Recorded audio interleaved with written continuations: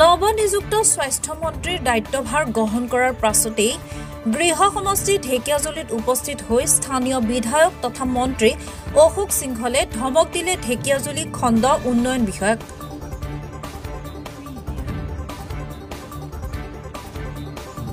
নৱনিযুক্ত স্বাস্থ্যমন্ত্ৰীৰ দায়িত্বভাৰ গ্ৰহণ কৰাৰ পিছতেই গৃহ সমষ্টি ঢেকিয়াজুলিত উপস্থিত হৈ স্থানীয় বিধায়ক তথা মন্ত্ৰী অশোক সিংহলক দেখা গ'ল খঙত অগ্নিশৰ্মা ৰূপত।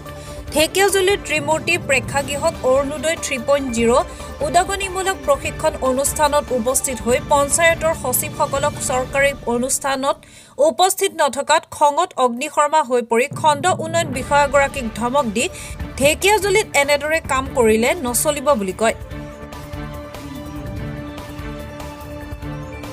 মই বৰ খঙাল মানুহ, গোটেই অসমে মোক খঙাল মানুহ বুলি জানে, গতিকে মোৰ সমষ্টিত কাম কৰিলে ভালকৈ কৰিব লাগিব বুলি খণ্ড উন্নয়ন বিষয়াগৰাকীক ধমক দিলে স্থানীয় বিধায়ক তথা মন্ত্ৰী অশোক সিংহলে।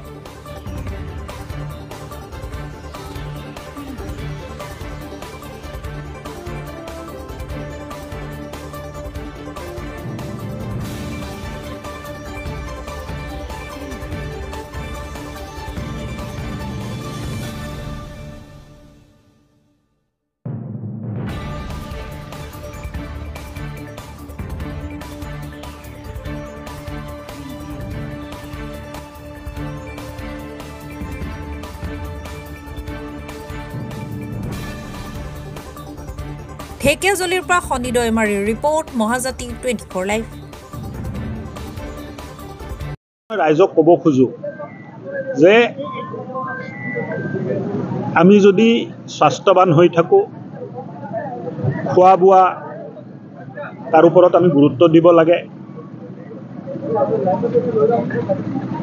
লগতে morning walk, exercise, yoga, pranayama এইবিলাকো অলপ গুৰুত্ব দিব লাগে। সদায় আমি মেডিচিনৰ ওপৰত ডিপেণ্ড হৈ স্বাস্থ্যৱান হোৱাটো উচিত নহয়। আমাৰ পৰম্পৰাত স্বাস্থ্য হৈ থকাৰ কাৰণে বহুত বিধান আছে, কোনটো সময়ত কি খাব লাগে, ৰাতিপুৱা খোজকাঢ়ি ৰাতিপুৱা সোনকালে উঠি খোজকাঢ়িব লাগে, এক্সাৰচাইজ কৰিব লাগে, যোগা কৰিব লাগে।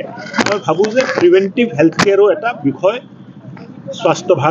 স্বাস্থ্য বিভাগৰ বিবেচনাত আছে, যে অকল চিকিৎসাই নহয়, মানুহে ৰোগী যেন নহয়, মানুহ যেন বেমাৰ নহয়, তাৰ কাৰণে প্ৰিভেণ্টিভ কেয়াৰ যিটো আছে, এই প্ৰিভেণ্টিভ কেয়াৰৰ ওপৰতো স্বাস্থ্য বিভাগে চিন্তা কৰি আছে। খেল মহাৰণৰ সমাপ্তি ঘটিব, খেল মহাৰণৰ পিছতে পঞ্চায়ত মহাৰণ আহি আছে, কি ক'ব এতিয়া? মুখ্যমন্ত্ৰী ডক্টৰ হিমন্ত বিশ্ব শৰ্মা ডাঙৰীয়াৰ মুখ্যমন্ত্ৰীৰ কাৰ্যকালত এটাৰ পিছত এটা না কাৰ্যসূচী চলি থাকে, আৰু প্ৰত্যেকটো কাৰ্যসূচী ৰাইজৰ স্বাৰ্থত। আপোনালোক খেল মহাৰণৰ পৰা আৰম্ভ কৰিছে, মই তাৰ পৰা আৰম্ভ কৰিব খোজা নাই। আৰম্ভণি হৈছে ৰাচন কাৰ্ড দিয়াৰ পৰা, এতিয়া খেল মহাৰণৰ পিছত অৰুণোদয়ৰ পিছত পঞ্চায়তৰ পিছত মুখ্যমন্ত্ৰী আয়ুষ্মান কাৰ্ড, প্ৰধানমন্ত্ৰী আয়ুষ্মান কাৰ্ড, তাৰপিছত টীকাকৰণৰ প্ৰগ্ৰেম, তাৰপিছত টিবি ইলিমিনেশ্যনৰ প্ৰগ্ৰেম। চ' এটাৰ পিছত এটা প্ৰগ্ৰাম চলি থাকিব, আমি কাম কৰি যাই থাকিম। অসমক আগুৱাই লৈ যোৱাৰ মুখ্যমন্ত্ৰীৰ যিটো সংকল্প, তাত আমাৰ অৰিহণা আমি যোগাই থাকিম আৰু ৰাইজৰ পৰা আশীৰ্বাদ বিচাৰি থাকিম।